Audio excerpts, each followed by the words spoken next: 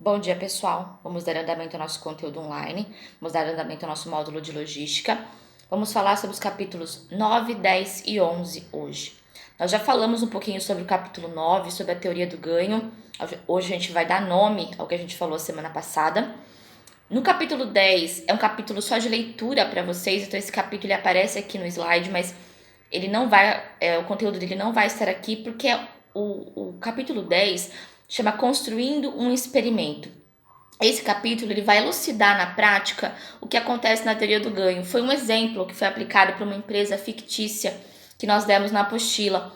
Como que funciona essa teoria do ganho na prática? Então é mais para leitura, para vocês terem conhecimento de um caso, um caso que aconteceu numa empresa verídica, para entender como que funciona. E o capítulo 11 a gente vai falar sobre as grandes técnicas de gestão de estoque que foram evoluindo ao longo das décadas. Como que a gestão de estoque influencia, por exemplo, no preço do seu produto. Você sabia que o estoque parado é custo? Esse custo vai automaticamente impactar no preço final do seu produto? Então, as grandes técnicas de gestão de estoque, a gente vai falar década a década até a mais recente, tá bom? Então, vamos lá. Capítulo 9 falar sobre a teoria do ganho. O que é a teoria do ganho? A gente falou semana passada que o preço de venda é feito pelo preço do mercado. Quem comanda o preço de venda, então, na verdade é o mercado. O mercado vai ditar qual é o preço de um produto, não somente o custo dele produtivo em si. Porque todo produto tem um custo de produção, entre matéria-prima, logística, embalagem, tudo que envolve a produção desse item. Só que a gente não faz o preço do produto mais só baseado no quanto nós gastamos para produzir. O preço de venda também é tabelado pelo mercado, seus concorrentes, onde está o preço do seu produto também. Porque se você faz um produto muito caro e o seu concorrente um preço barato, vocês não conseguem disputar mercado. É óbvio que a gente vai levar em consideração a qualidade da matéria-prima, vão me perguntar isso, mas e se o meu concorrente usar uma matéria-prima muito ruim, o produto dele não vai ser barato? Vai, mas a gente tem que fazer um meio termo. Não adianta eu querer usar uma matéria-prima muito melhor se a aceitação do mercado é para um produto mais barato, entendeu? Então o preço de venda também é comandado pelo mercado. Só que a gente vai falar aqui, hoje, sobre a teoria do ganho, no preço de venda mesmo, aquele que é feito no custo do produto. Então, preço de venda, aquele que nós colocamos lá na prateleira, qualquer produto que você pegar na prateleira ou o seu produto, se você colocar o preço dele e você pegar esse preço de venda, que foi o que foi determinado pelo mercado, menos os gastos que você teve para produzir. Aí a gente vai falar em gastos, não os gastos fixos, tá? Os gastos variáveis. Porque gasto fixo, aluguel, telefone, mão de obra, geralmente são gastos que você consegue prever. Eu tô falando dos gastos variáveis, aqueles que você não consegue prever. Como, por exemplo, material de embalagem, que pode oscilar, matéria-prima, que pode oscilar. Se for importado, então, dependendo do dólar, vai oscilar diariamente. Que mais? Frete pode variar? Pode variar frete? Pode, o preço do combustível muda, a tabela de frete vai mudar também. O caminhão precisa da mesma quantidade de combustível, mas o que vai variar é o valor do combustível. Então, os custos variáveis é os gastos que a gente vai ver aqui. Então, preço de venda menos os gastos variáveis é igual ao lucro. Esse lucro vai determinar se o seu produto compensa ou não permanecer em estoque. A gente já falou sobre isso a semana passada, foi o finalzinho da nossa aula. A gente só não falou que isso chamaria teoria do ganho. Por que teoria do ganho? Lucro é o quanto a empresa ganha efetivamente com esse produto sendo produzido e sendo vendido. Então, se a teoria do ganho é essa, eu vou pensar assim: o meu produto me representa um ganho exponencial legal? Representa. Se eu pegar lá o preço de venda, tirar todos os gastos que eu tenho, fixos e variáveis, eu vou ter um bom lucro. Legal.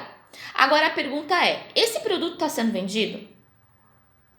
Olha lá na sua análise de vendas, verifica quantas vezes ele foi vendido no último mês, no último semestre. Essa análise de teoria do ganho é geralmente feita uma vez por ano. Toda vez que muda coleção, muda catálogo de produto, a empresa faz essa análise de ganho. Foi vendido bastante? Foi? Legal. Ou não, ele não foi vendido. Ele foi vendido só quando teve lançamento, depois não foi vendido mais. Quase não teve procura por esse produto. Mesmo que ele me represente um lucro bom, faz sentido eu manter ele no meu catálogo, na minha linha de produção, sendo solicitada hora ou outra por algum cliente?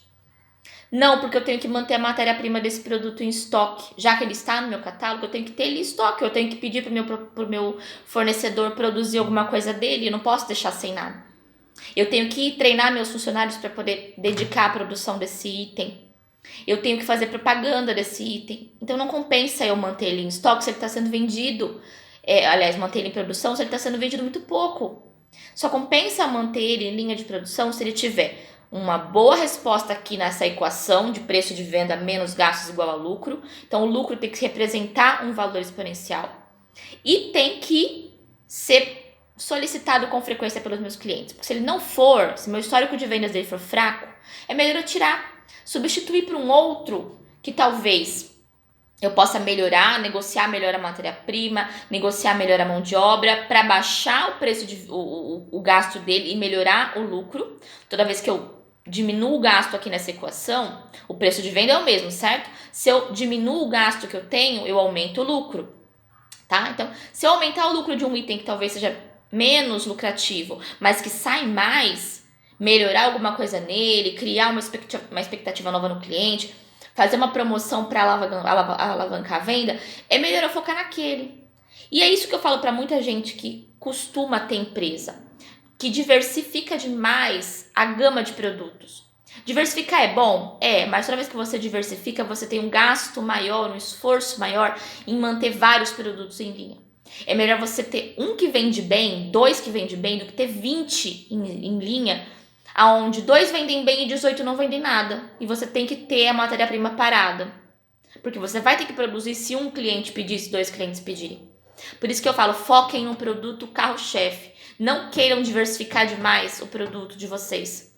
É melhor você ter 2, 3 que vendem bem do que ter 20, onde 3 vendem e o restante não vende nada, tá bom? A empresa não pode gastar matéria-prima, mão de obra, ter custo logístico se não estiver vendendo. Pior, se o lucro não for significativo, chega a ponto de pagar os custos, não gera retorno financeiro. Tem muita empresa que não considera isso. Ah, mas está vendendo, deixa lá. Mas está pagando o seu custo de produção? O preço de venda que você fez está compensando? Ou você colocou esse produto só para chamar a atenção do cliente e na verdade ele nem cobre o custo produtivo? Se não cobre o custo produtivo, você está trocando figurinha, você está pagando para vender esse produto. Tira ele, isso não deixa a sua empresa financeiramente saudável. A empresa tem que estar vendendo produtos lucrativos para se tornar saudável, para pagar os seus custos, para ter rentabilidade. Nenhuma empresa é entidade filantrópica. Ela tem que gerar lucro, essa é a finalidade dela, tá bom? Então, como eu falei, o capítulo 10 é somente de leitura. Vocês vão ler que isso que eu coloquei aqui da teoria do ganho, na prática foi aplicado numa empresa. Fica um pouquinho difícil porque eles usam muito termo técnico nesse estudo de caso, mas no final da história o que eles querem informar é exatamente isso que eu coloquei aqui, essa conclusão. Não tá te trazendo retorno? Tira do seu catálogo, tira da sua linha de produção. Isso aqui só vai minar a sua empresa, só vai prejudicar o seu lucro. O lucro não é só pro dono da empresa crescer, é para ele reinvestir na empresa, é para ele comprar mais maquinário, para ele poder expandir mais empregos, entendeu? Então, isso faz a roda da economia girar. Se a empresa está estagnada, a economia está estagnada também. Então, tem muita empresa que está pensando em vender, mas não pensando no lucro que ela tem. Que não é só para o proprietário ficar rico, não. É também para a empresa poder crescer e continuar gerando emprego, continuar gerando lucro, tá bom? Então, finalizamos o capítulo 9 e 10, que era só mais ou menos revisão do que a gente viu na semana passada. O capítulo importante de hoje é o capítulo 11, sobre as grandes técnicas de gestão da cadeia de suprimentos. A gente falou que cadeia de suprimentos igual a supply chain. Supply chain, que é a gestão da cadeia de suprimentos que começa desde lá do seu fornecedor até a sua produção. Então, a gestão da cadeia de suprimentos pode ser a chegada da matéria-prima na sua empresa, pode ser a organização do seu estoque, pode ser a administração do que você vai produzir primeiro, do que vai produzir por último, do que vai entrar em máquina primeiro ou não. Tudo isso é gestão da cadeia de suprimentos. E ao longo das décadas, as empresas foram se organizando para fazer melhor essa gestão da cadeia de suprimentos. Eu vou falar aqui sobre as grandes técnicas que as empresas usaram ao longo das décadas e onde foram criadas, como foram colocadas e como acontece hoje na maior parte das empresas. Então, o primeiro método que foi aplicado lá na década de 60 foi o MRP, que significa Manufacturing Resource Planning, MRP, que é planejamento de ressuprimento e manufatura, tá? O que significa isso? É gestão da cadeia de suprimentos, gestão da cadeia da matéria-prima, daquilo que vai ser comprado para a produção. Então, o que significa não, já falei, né? O que é o objetivo desse MRP? Garantir um sistema de gerenciamento de controle de estoque, reduzindo o custo e oferecendo outras vantagens, como, por exemplo, verificar, sempre que houver necessidade de material, o próprio sistema disparar uma solicitação de compra. Então, o MRP foi o primeiro sistema implantado eletrônico para planejamento de estoque. Pensa que antigamente sempre tinha uma pessoa com uma pranchetinha indo lá no estoque e conferindo a quantidade de matéria-prima de cada um dos itens da prateleira. Então, toda vez que acabava papel, ele anotava lá, comprar papel. Acabava tinta, comprar tinta vermelha. Acabava tinta azul, comprar tinta azul. O sistema era feito por alguém lá do almoxarifado que controlava a entrada e saída de produtos através de sistema de papel. Era papel mesmo. Acabava, comprava. Ou chegava num estoque pequeno, replanejava a compra. Agora o MRP é um sistema eletrônico. Ele vai olhar o seu estoque, vai fazer assim, vai enxergar dois lados. Aqui está o seu estoque, aqui é o que você está produzindo. Ele vai casar as informações. O que você tem no estoque e o que você está em produção. Você tem matéria-prima para poder utilizar ou não? Aquilo que você for produzir, você precisa comprar. Aí o MRP vai disparar automaticamente uma ordem lá para o departamento de compras para ele poder comprar a matéria-prima de acordo com o seu prazo de entrega lá com o cliente. Tudo isso eletrônico. Olha que evolução. Né? Não precisa ninguém mais ir lá, olhar o estoque, ficar contando o estoque para ver se vai dar a matéria-prima ou não. O próprio sistema enxerga. Se entrar um pedido de tanto, eu tenho matéria-prima para tanto. O restante, lá o departamento de compras vai ter que comprar. Então, ele já gera uma ordem de planejamento da reposição de estoque baseado aonde? Na demanda de venda. Toda vez que a área de vendas implantar um pedido, o MRP vai enxergar esse pedido, vai ver se tem matéria-prima suficiente e se não tiver, vai fazer uma ordem de compra para complementar essa demanda que foi gerada pela área de vendas, tá? Quem gera demanda na empresa é a área de vendas, porque o cliente implantou o pedido vai para a produção vai colocar esse pedido em máquina, porém, para colocar em máquina, o planejamento vai olhar, eu tenho matéria-prima no estoque? Não tenho. Se eu não tenho, eu tenho que disparar uma ordem de compras lá para o departamento de compras comprar essa matéria-prima, chegar para eu dar entrada no pedido. Entendeu como que funciona? Posterior ao MRP, um pouco mais à frente, o MRP2 foi implantado na década de 80. Então, por 20 anos, o MRP funcionou tranquilamente. Foi o que foi utilizado em 90% das empresas para planejamento de estoque. Lá na década de 80, 20 anos depois, foi criado um sistema que se antecipa. Não mais é controlado somente pela demanda. É feito um estudo. Lembra que eu falei que a equipe de vendas consegue ver o que vendeu nos últimos 6 meses, no último ano? Pensa que isso também é eletrônico. Diariamente, o meu planejador vai olhar tudo que eu vendi nos últimos 6 meses e no último ano. E vai fazer uma média de venda de cada produto da minha linha. E aí, esse planejador vai falar assim, equipe de compras, nos últimos 6 meses nós vendemos 300 vezes mais esse produto que vai usar papel de seda, que vai usar tinta amarela, que vai usar tinta verde e que vai usar fita. Esses itens nós não temos em estoque. Não é coerente nós comprarmos para manter estoque, já que foi o item mais vendido do planejamento? Então, ele gera uma necessidade futura, não é mais uma necessidade de demanda. O MRP só enxergava quando o pedido ele era efetivamente implantado. Já o MRP2, ele faz uma análise sistêmica de tudo que é vendido.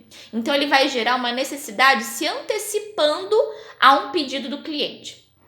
Tá? Muitas empresas não adotaram o MRP2 porque o MRP2, de certa forma, faz um pequeno estoque, porque você tem que comprar antecipado. Mas também foi bom para produtos importados, principalmente. Porque pensa que se o seu fornecedor é de outro país, ou se o seu fornecedor demora muito tempo para entregar a sua matéria-prima, o MRP não era muito efetivo. Porque o cliente botava o pedido e ele já determinava qual era o prazo que ele queria receber. Quando o pedido chegava lá na produção ou na área de compras, às vezes ele já chegava atrasado pelo MRP. Por quê? Porque o cliente já tinha determinado em quanto tempo ele queria a entrega do produto dele, o departamento de compras ainda ia comprar para esperar o prazo do fornecedor para só depois produzir, só depois entregar para o cliente. Então o MRP não era muito efetivo no sentido de prazo de entrega para o cliente. Já o MRP2, enxergando essa previsão da necessidade, quando o cliente implantava o pedido daquele item que era mais vendido, automaticamente a matéria-prima já estava no estoque. E aí era só tempo de produzir e de entregar. Tá vendo como isso encurta, como isso achata o seu processo produtivo? Isso torna a sua empresa mais competitiva. O passo do MRP para o MRP2 foi trazer mais competitividade para a sua empresa. Foi fazer você disputar com empresas maiores que já utilizavam outro sistema de gestão mais moderno. Porque o MRP considerava só a hora que o pedido era implantado. O MRP2 já enxergava essa previsão de venda, dando sugestão do que era importante comprar, pensando nos produtos mais vendidos pela empresa. Tá bom? Então, pensa assim, o MRP2 foi a evolução do MRP. Porém, vocês vão entender aqui, vão ver, que lá no meio termo, entre o MRP e o MRP2, começou a aparecer um sistema em paralelo. Um sistema que foi adotado somente no Japão.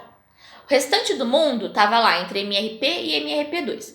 O Japão, identificando um problema deles de espaço físico, a gente sabe que o Japão tem empresas menores em tamanho de planta, casas tamanho menores por problemas de espaço. O Japão pensava assim, eu não tenho onde armazenar muita matéria-prima. A matéria-prima tem que ficar lá no meu fornecedor. Eu não posso trazer para minha planta porque eu não tenho espaço físico para isso. Como que eu vou poder fazer para evoluir o MRP, mas não chegando no MRP2 porque eu não posso ter estoque? Então, para isso, foi criado o Just in Time. O nome é em inglês, mas não foi criado nos Estados Unidos, foi criado pelo Japão. Just in Time é somente na hora. Por que somente na hora? Somente na hora necessária que nós vamos comprar aquilo que é preciso. O Just in Time foi criado no Japão pela empresa Toyota na década de 70. Então estava ali entre o MRP e o MRP2. Ainda não tinha chegado o MRP2, mas o Just in Time já estava em desenvolvimento no Japão. O Japão é precursor de muitas técnicas e o Just in Time é uma delas. Foi muito importante para a época e é importante até hoje. Muitas empresas ainda estão no sistema do Just in Time e do Kanban, que é o que a gente vai ver na sequência. Então, qual foi a finalidade da criação do Just in Time lá no Japão? Alavancar o sistema de venda, como foi o MRP2 na década de 70 para o restante do mundo, e reduzir custo, não manter esse estoque que o MRP2 propõe. Mas, professor, então como que você propõe alavancar a venda, ser competitivo sem ter um estoque mínimo? Porque no Just in Time não existe estoque para nada. Se você for numa montadora de carros e você vê como que funciona a linha de produção, é muito legal. Aparece lá a entrada da Toyota, por exemplo, um Toyota novo, um Corolla. Aí, esse Corolla aparece lá na linha de produção e eles têm tantas horas para trazer as peças daquele Corolla para frente da máquina para montar. Essas peças, às vezes, elas não existem dentro do estoque da Toyota. Não tá ali fisicamente. Eles vão acionar quem? Os fornecedores, para os fornecedores abastecerem o estoque da Toyota em tantas horas para começar a produção daquele carro. Por isso, muitas montadoras trabalham com sistema de encomenda, porque ele não tem o estoque da peça. O estoque está no fornecedor. É o tempo dele ligar para o fornecedor abastecer a linha de produção dele. Professora, mas trocou 6 por meia dúzia, né? Porque o estoque não tá na empresa, mas tá no fornecedor. Sim, o fornecedor tem a responsabilidade de manter um estoque mínimo daquele produto que é muito utilizado. Já a empresa produtiva não pode manter o estoque parado porque ela não tem espaço físico e porque ela não quer gerar um gasto de um produto que ela não sabe se ela vai consumir. Por que eu vou comprar um monte de peça do Corolla se eu nem sei se eu vou ter encomenda do Corolla? Eu posso ter do Etios, por exemplo, que também é da Toyota.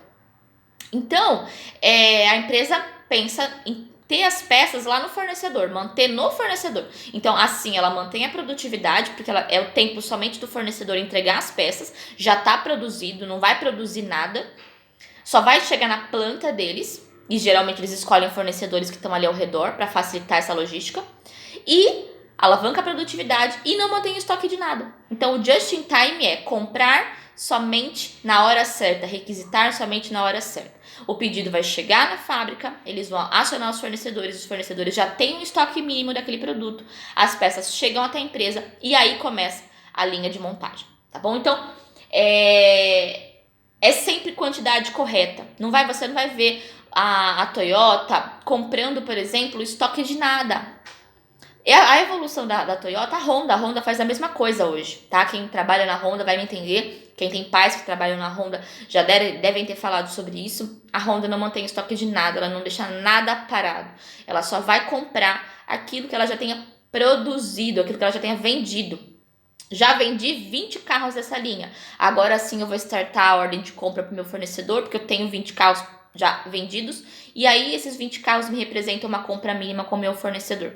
Então, o just in time significa comprar na hora certa. Com isso, você elimina desperdício, você reduz custo e você gera uma produção maior, porque você consegue dar conta da demanda do mercado sem gerar nenhum tipo de gasto, tá? Sempre pensando na redução do estoque. Então, essa é a filosofia do just in time, que foi criada no Japão, em paralelo ao MRP2. Agora a gente vai falar sobre a última técnica, que é a mais moderna, que é a técnica do Kanban. A técnica do Kanban, ela foi criada junto com a técnica do Just in Time. Então, a evolução é MRP, MRP2, Just in Time, Kanban, porque o Kanban nasceu de uma vertente do Just in Time para produção enxuta da Toyota, tá? Essa otimização aqui do Kanban foi para evitar acúmulo de material desnecessário. Aí é como forma de organização, tá? Por quê? Quantas vezes você compra um produto para você, para sua casa, e você não lembra onde você guardou, você não sabe como você organizou, e aí você tem que comprar de novo? Imagina que nas grandes empresas era a mesma coisa. A matéria-prima chegava, não ainda no Just in Time, tá? Mas no MRP. Chegava, ela era armazenada no estoque e o almoxarifado perdia essa matéria-prima lá no estoque porque não sabia onde tinha armazenado. Então, quando foi implantado o Just in Time, mesmo que para um estoque mínimo, mesmo que para comprar só na hora de produzir, é necessário manter identificado tudo que chega e conforme vai acabando. É um sistema mais visual do que eletrônico. O Kanban, e os japoneses gostam dessa questão visual, eles gostam mais até, eles criaram plaquinhas identificatórias, por exemplo, para evitar o desperdício. Já vou até avançar para colocar aqui qual as cores. O verde é para estoque mínimo. Então, toda vez que tiver um produto dentro de uma área verde com uma plaquinha verde, é porque... Desculpa, o verde é estoque máximo. Toda vez que ele estiver ali naquele espaço e com a plaquinha verde, é porque o estoque está abastecido. O estoque está na quantidade máxima necessária para a produção. Quando o produto ele é deslocado para a área amarela, ele já está no seu estoque de segurança. Isso quer dizer que, naquele momento, aquele item que antes estava no estoque máximo, ele já foi produzido, agora ele está no estado de alerta. Como quem diz... eu ainda tenho para produzir o que você precisa, mas estou no estoque de segurança. Eu preciso pensar e já planejar para a próxima venda uma compra. Quando está no estoque, na área vermelha, significa que está no estoque mínimo. Esse estoque mínimo é o mínimo que a empresa considera ter em estoque daquele produto caso ele precise reabastecer, considerando o prazo de entrega do fornecedor. Então, o Kanban é um sistema de organização de estoque. Enquanto o Just in Time é de planejamento, o Kanban é de organização do estoque dentro da empresa. A empresa vai transferindo o estoque para áreas com cartão verde, amarelo ou vermelho para sinalizar estoque máximo, estoque médio ou de segurança e estoque mínimo, aquele que a empresa já tem que pensar em comprar com urgência, porque o prazo do fornecedor pode não atender mais a necessidade da empresa, tá bom? Então é isso, pessoal. O que eu quero que vocês saibam sobre todos os métodos de planejamento: MRP, MRP2, Just in Time e Kanban, tá? Esses são os mais importantes, são os que eu considero que vocês têm que saber, porque são aplicados até hoje nas grandes empresas de grandes nomes do mundo inteiro, tá bom? É isso, nós finalizamos a aula de hoje. Acessem o link, façam as atividades para nota, tá? E semana que vem nós vamos evoluir no capítulo, tá terminando o módulo de logística para a gente já fazer a nossa prova avaliativa, tá bom? É isso, pessoal. Fiquem com Deus. Até a próxima aula.